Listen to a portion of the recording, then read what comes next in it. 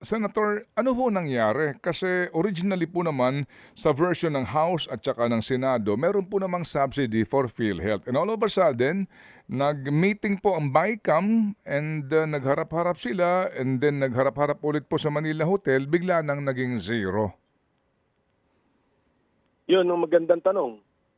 Kasi bakit nangyari yan? Kahit na dapat iniwanan nila ng halaga yan, kahit gusto nilang bawasan, iniwanan nila ng halaga na sang-ayon sa formula na nandun sa sin tax law. May batas kasi na nagko-compute kung magkano dapat binibigay ng national government sa PhilHealth bilang subsidy. So dapat hindi bumabaya ng mga 50 plus billion pesos kung gusto man nila babaan. Ang ginawa nila, ziniro eh. Sino po itong sila, Senator? Well, yung mga nag-working group, yung mga technical working group, baliwala naman yung naging panel to panel eh. Kasi nagkaroon ng proposal galing sa technical working group, ganun din. Hindi pinag-usapan ng maaga at saka hindi pinag-usapan ng nakalantad na yun pala ang balak nilang gawin.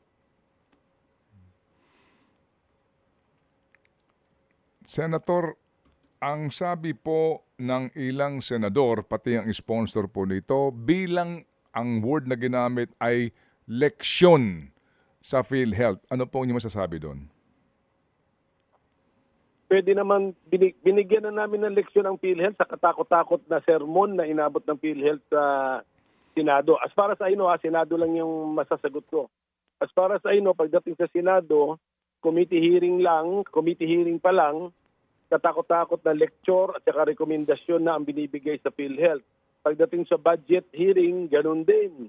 Pinagsabihan na sila paulit-ulit. At ang sagot naman ng PhilHealth sa amin, opo, naririnig namin ang mga ideas ninyo, ginagawa na rin namin yun. So katulad ng isang idea ko na mag-extend kayo ng dental services.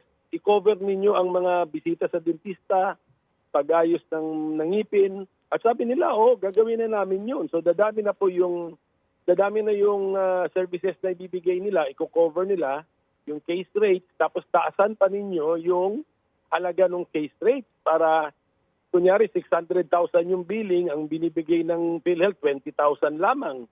So taasan ninyo kasi covered naman yun eh. So sinabi nila, gagawin namin at sabi nga nila, alos dinoble na nila, 190% na nga ang increase eh. So tapos ang isa pang idea namin, bababaan na namin yung contribution ng mga mamamayan, yung mga direct contributor, ibababa na natin yung percentage. Ngayon ay 5%, ibababa natin sa 3.25%. So ginagawa na, meron na tayong mga idea, panukala na ginagawa na ng PhilHealth. So wrong timing na isisiro sila kasi magkakasabay ngayon yung wala silang cash flow, tapos ang anticipated natin yung cash out nila lalaki kasi nga linakihan na nila yung mga benepisyo at saka dinagdagan pa ng dental services gaya nga ng sinabi ko.